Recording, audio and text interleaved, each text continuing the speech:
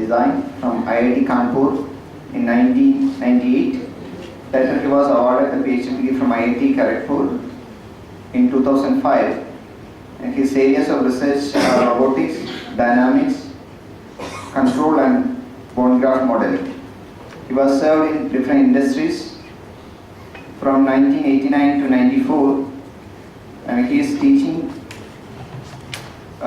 He is in teaching profession since 94, and he is serving in Mechanical and Industrial Engineering Department, IIT Roorkee since 2006. He has co-authored one book on intelligent mechatronic system, modeling, control and diagnosis, published by Springer, and he has more than 40 papers in international journals in the field of robotics and control. He has supervised 38 MTech theses and 7 PhD theses in different areas. I invite you, sir, for the session.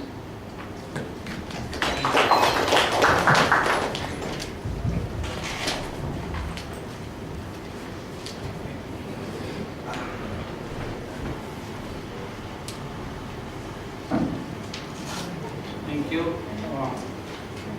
Mr. Sudhir.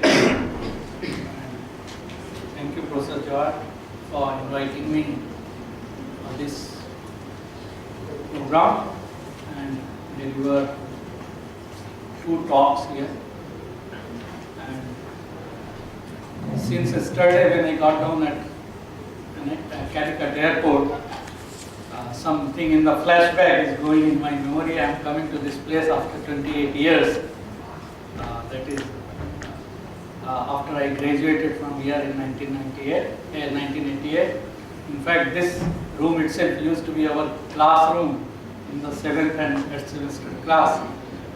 So I am very happy to be here. In fact, before coming for this lecture, I was roaming around all the hostels where I have been there and seeing that different departments. Fine. I met Professor Sudhir last year in Robotics Society of India conference at Goa, and we had very good interaction that time. So I know him since then. Fine. Coming back to this topic on bone graft modeling of robots, since there has been many lectures till now in this program, you must have been told about kinematics of manipulators and dynamics of manipulator. The one method which I am going to talk to you about modeling of manipulators, this is again a way of dynamic modeling of the manipulator, and this modeling method is very useful, especially when your systems become more and more complicated. Those who work in the area of robotics, they know that deriving the dynamic equations of manipulator is one of the difficult tasks in robotics. And as your systems become complicated in the sense that I mean that many degrees of freedom and degrees of freedom about different axes, say in spatial degrees of freedom is there. Then the conventional methods of modeling, say either you go by force balance approach, that is Newton-Euler formulation, or you go by Lagrangian approach, that is energy based formulation.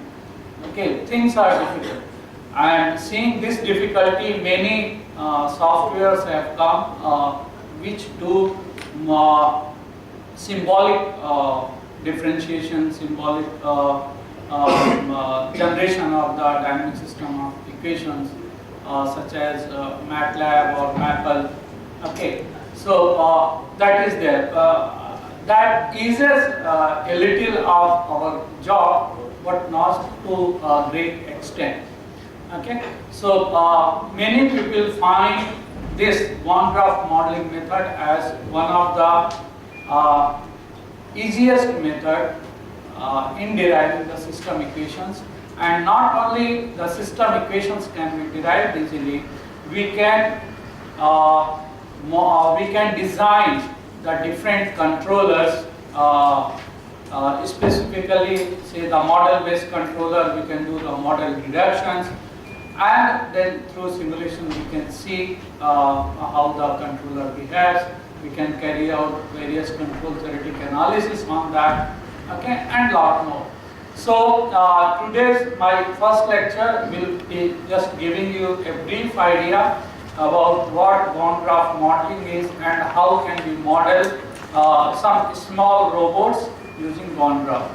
And tomorrow's lecture I will take up how can we model a complicated system like a four-legged robot using bone graft. Okay, and I will be discussing about the experimental implementation, design, and so many other issues related with the bone graft modeling of the four-legged robot. Not only that, I will be telling about how the control system takes care in case some of the joints of the legged robot fails.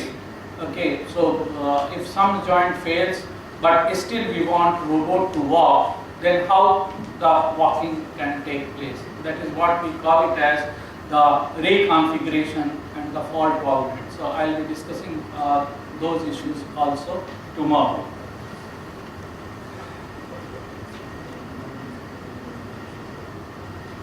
So Professor Sudhir has already introduced about me.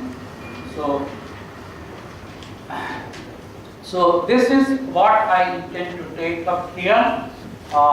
First, introduction. Remember, bone graft modeling is a full semester course I taught last year in our college, as well as many places it is taught as a full semester course. But I will be compressing for 1 hour lecture almost. So many more things I may not be able to talk, but definitely you'll have an idea that what it is. Fine, so I will be talking about introduction to it, then concept of causality, what we call it as the cause and effect relationship, then generation of system equations, how the system equations can be generated automatically using bone graft, and then we'll take up some two simple examples. Let's say planar 1 degree of freedom robot modeling using bone graft, then planar 2 degree of freedom robot, and finally the modeling of 3 degree of freedom robot, which is spatial in nature, that is which is not planar.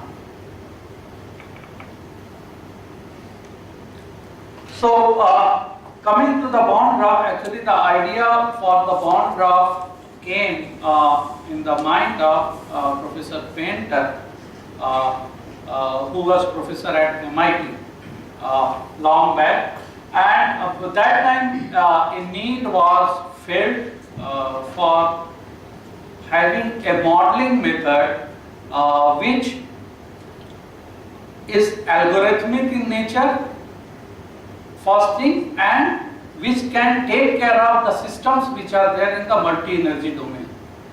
Okay, algorithmic in the nature, in the sense that the system equations are derived using certain mechanisms, certain algorithms.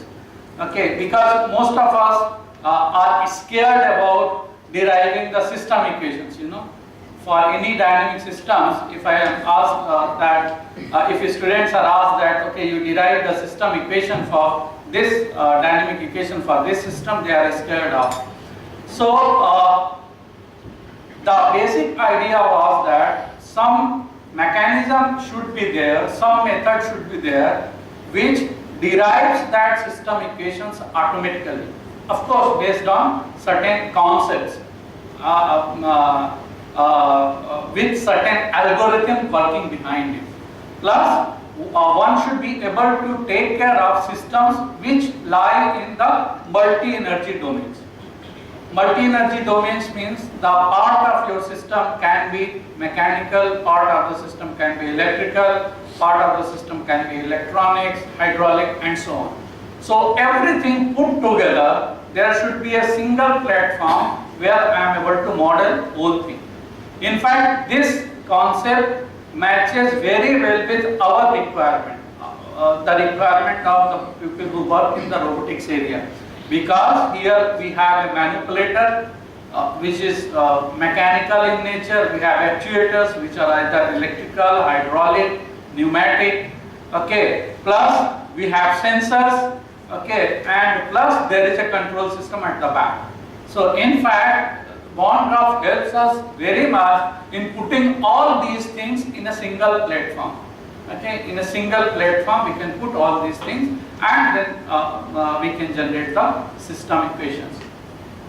So this is what was the need felt for it.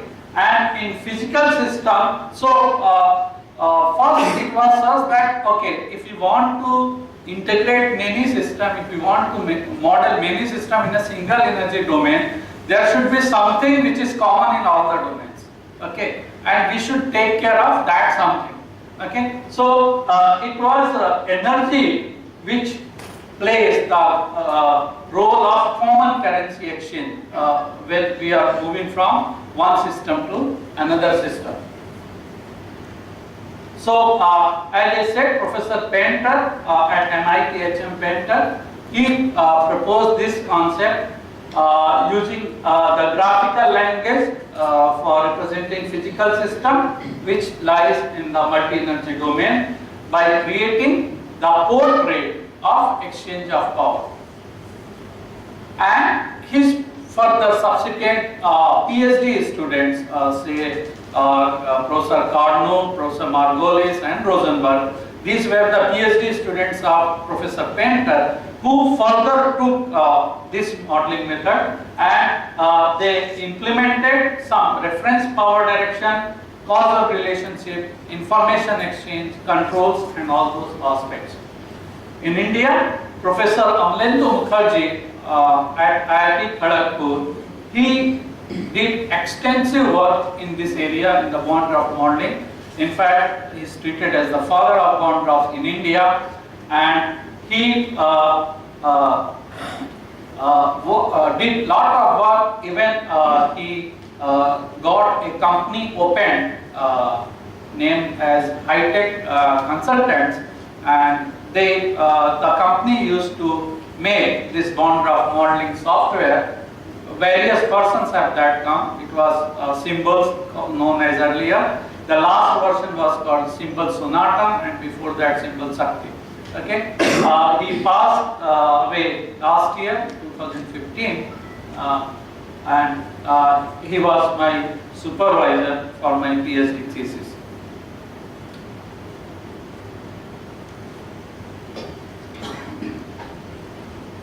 So, as I talked to you that this power exchange, through power exchange we can arrive at the model, mathematical or logical model in algorithmic manner, and so thus we have both algorithmization as well as unification through this methods. And not only that, here these days, of course, when this method was devised in 1940s, computers were not that developed this case. But after coming this of the computers, we can do many analysis, synthesis, analysis can be done, and our job becomes much easier. So this was the first problem which was taken for the Von Graph modeling in 1949 by Professor Painter, and this was for the electric supply modeling for one of the cities of US. Here, as you can see that basically there is a reservoir for storing of the hydraulic energy. Then you have conduit for carrying fluid pipe, surge tank, and here there is a turbine, then generator, and then transmission system. So here you can see that here energy is in the form of hydraulic energy. Then you have the fluid flow through pipe. Here from hydraulic to mechanical energy conversion is there. mechanical to electrical energy conversion is there, and from electrical finally the energy goes in the form of load. Load is being given for the various systems. So here we have the systems which are there in the almost 3 or 4 energy domains. So this was the problem which was taken first for the modeling, and this was responsible for the birth of the Von Graaff model. Now, when I am talking about modeling, essentially we are talking about modeling of dynamic systems. And this dynamic system could be in electrical domain, mechanical domain, hydraulic, thermal. There can be many more examples: moving car, electric circuit, telescope, positioning system. Any type of these systems can be there. Now, here are the essential steps for design of any dynamic system. So what we do essentially, if I have got a physical system in my mind, so first what we do, we convert this physical system into an engineering model. For example, I can give an example of, say, water tank, a very big water tank, and suppose that water tank is subjected to certain high speed wind. Okay, then I can my physical system is my water tank, and I can replace that physical system by an engineering model. So I can model the water tank as a spring mass damper system with a, can you use this board?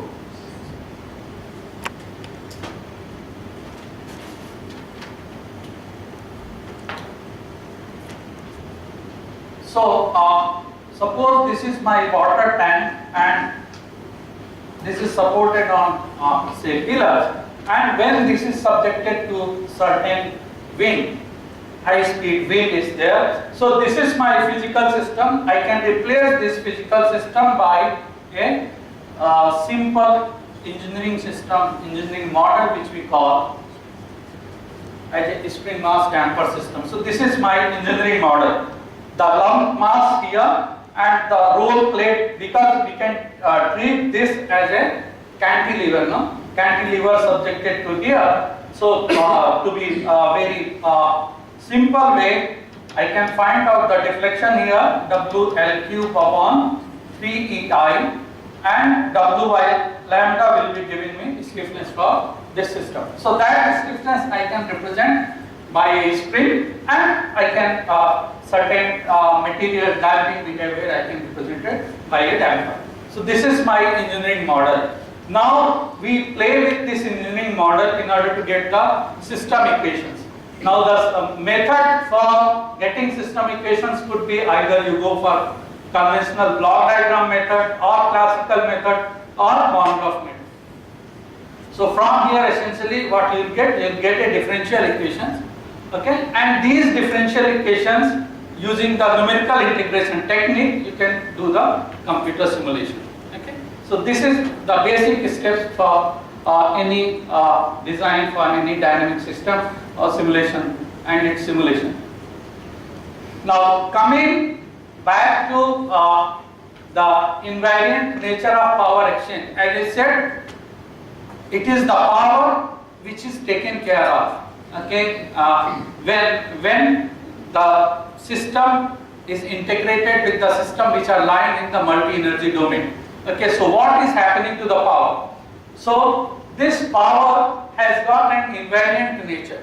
Invariant nature means that suppose there is a rod from here, there is a rod and the two people are holding this rod.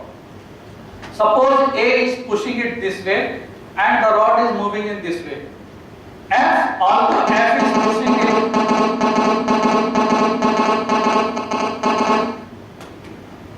Sorry. I'll switch it off. Some message came. So, So here this rod is being pushed by say A in this direction and it is moving this. B is pushing this rod in this direction and say the rod is moving in this direction. Its velocity is in this direction. Now the thing is that this guy perception and this guy perception may be different. Okay, this may be saying that okay, I am pushing the rod in this direction and rod is moving in this direction. But this guy will be saying, okay, I am pushing rod in opposite direction, but still it is moving in this direction. Okay, so whatever be the perception for A and B, but the power will be flowing in a definite direction. This is what is meant by this one. So the direction of power flow at any moment is system invariant. And what are the factor of this power? The effort and flows, that is the force and velocity are the factor of power. So in this bond draft modeling, we take care of these factor of powers. What is happening to the forces and velocities? So the power is effort into flow, and the power variables are these effort and flows are the two power variables, and these power variables are taken care of. Let me take some example. Say if I am interested in modeling a translatory system, a simple mass, say a force F is applied and it is moving with a velocity V. So the power in this case will be F into V. Translatory system. If my system is rotary, power is torque into omega. These two are example of mechanical system.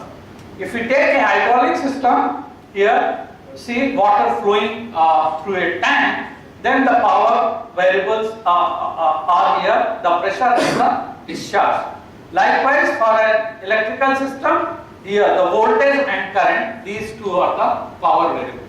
So in general we can write power is equal to effort into flow. So effort is basically a generalized name given for say the power or torque or voltage or pressure, and the flow is generalized name given for the velocity or a linear velocity or angular velocity or current or discharge. So by keeping track of these two power variables, we can identify the power variable for different systems. If my system is mechanical, the force and velocity can be the two power variable, or torque and angular velocity for the rotary system can be there. For electrical, the voltage and current. Voltage is the effort variable and current is the flow variable. Likewise hydraulic, I just talked to you, pressure and volume flow rate. Likewise I can define for the thermal, chemical as well as for the magnetic system. So every system we can identify the power variable.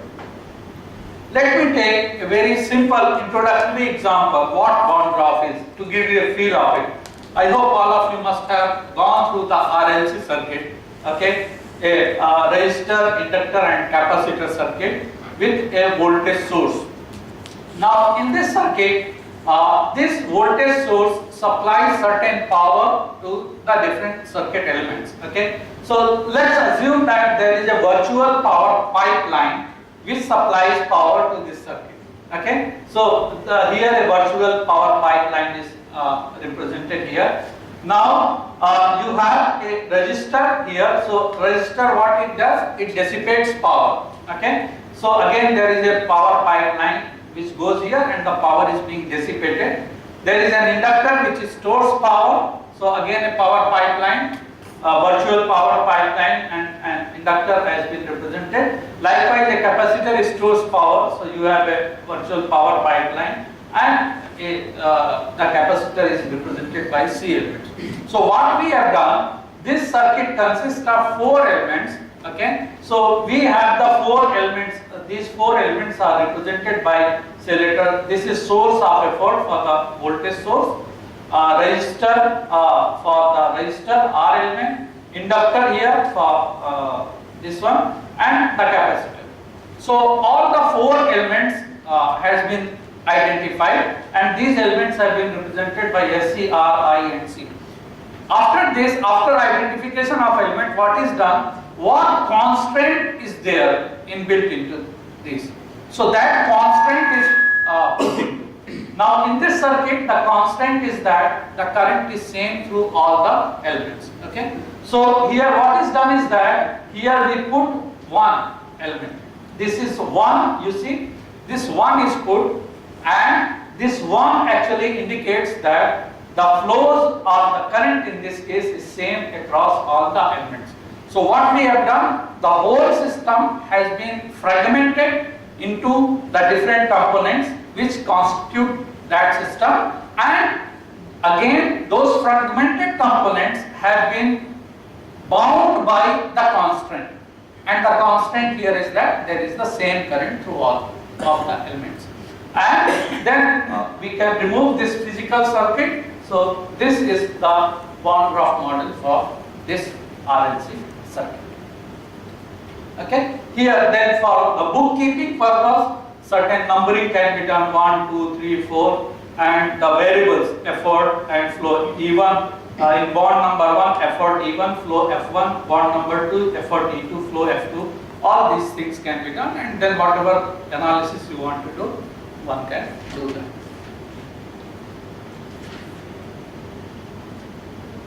Likewise, suppose we have a parallel circuit with resistor, inductor and capacitor in parallel, and there is a current source here, the source of flow, which is again in parallel.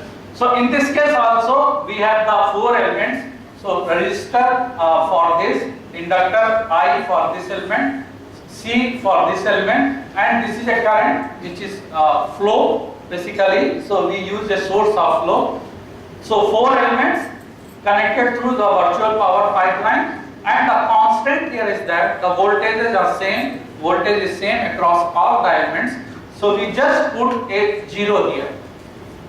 Okay. So this way this model replaces your physical circuit.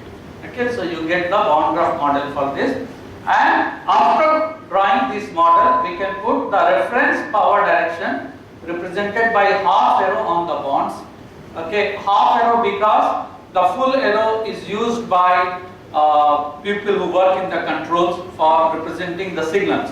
Okay, so in the bond graph we use only half arrow, and it is as good as fixing the coordinate system in our classical mechanics. So in all there are 9 basic elements with the help of which we can model any dynamic system. Okay, these basic elements are external sources of input. So we have the source of effort and source of flow. These two are the external sources of input. Then there are two constraints which I taught you. The constant flow junction, which we represent by 1, which I taught you the same current, and the constant effort junction, which is represented by 0, which I taught you at the constant effort. And then we have inertia element I.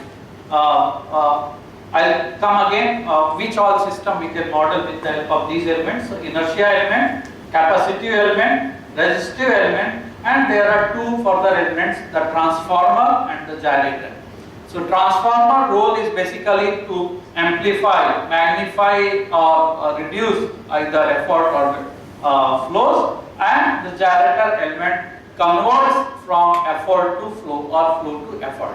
So this system is very much useful, this element is very much useful in modeling say the angular dynamics of the rigid body as well as modeling of the motors, where we essentially connect a mechanical domain into an electrical domain. So the power variable are effort and flows.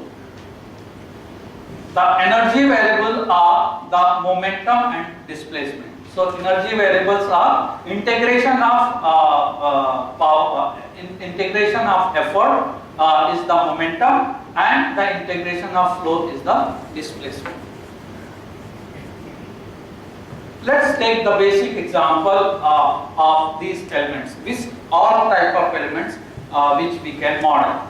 So the source of effort maintains input effort.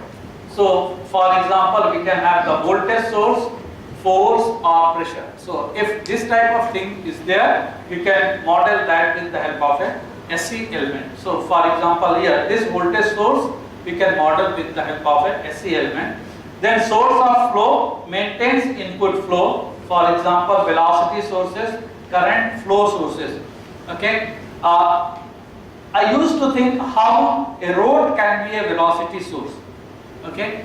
So suppose in a road, when your vehicle is moving, there are undulations in the road. Okay. So you can see that when the vehicle moves from this road, the y displacement of the vehicle changes with the time. So basically, this undulation acts as a source of flow for this vehicle. So this way we can model these two systems.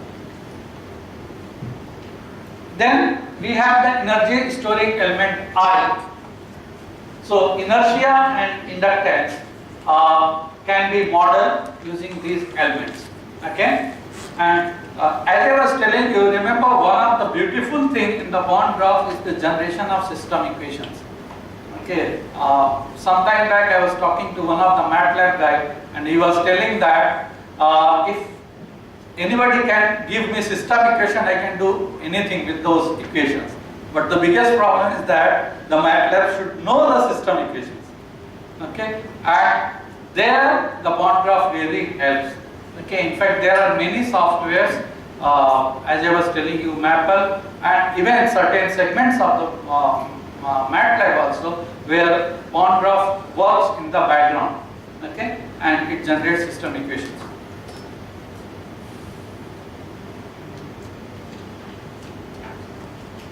Fine. So we have the energy storing element I, simple mass. Okay. So for mass, we know our expression is F is equal to m dV by dt, Newton equations.